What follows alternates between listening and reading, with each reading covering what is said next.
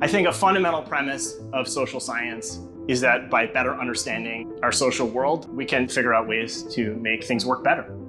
My name is Jesse Shapiro, and I'm an applied microeconomist. I try to apply economics and data to problems in society and public policy. Part of what got me excited about becoming an economist is the huge range of problems to which economics and data analysis can be applied, including the news media, public policy, and political polarization. We developed a measure of the difference in language between Republicans and Democrats, and we used machine learning methods to apply that measure to data from the 1870s all the way through the present day. And what we found was that for much of US history, there wasn't much of a difference in how Republicans and Democrats were talking. But starting in the early 1990s, their language diverged sharply and continued to do so for the subsequent decades. When Republicans talked about the death tax, Democrats talked about the estate tax. When Republicans talked about Social Security personalization, Democrats talked about privatization. When Republicans talked about illegal aliens, Democrats talked about undocumented workers.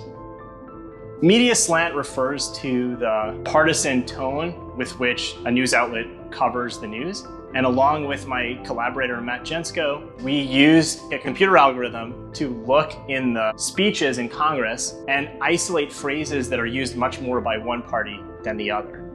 Then we use another computer algorithm to go and find those same phrases in the news media.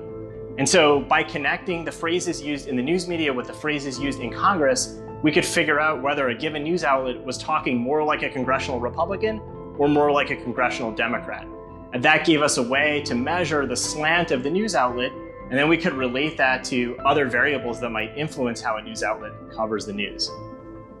We developed a way of measuring ideological segregation that was based on techniques that had originally been developed for measuring racial segregation in neighborhoods.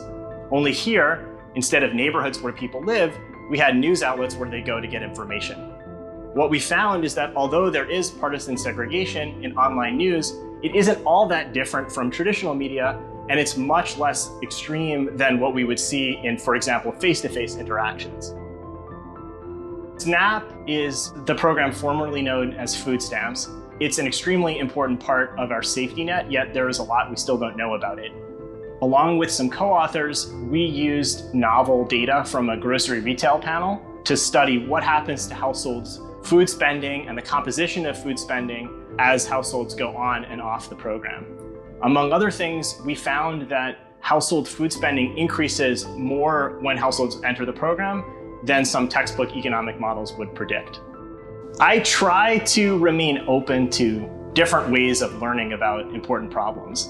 Sometimes that's meant going into the past. Sometimes it's meant trying to find new sources of data. Sometimes it's meant listening to the actors in the economy talk about their experiences.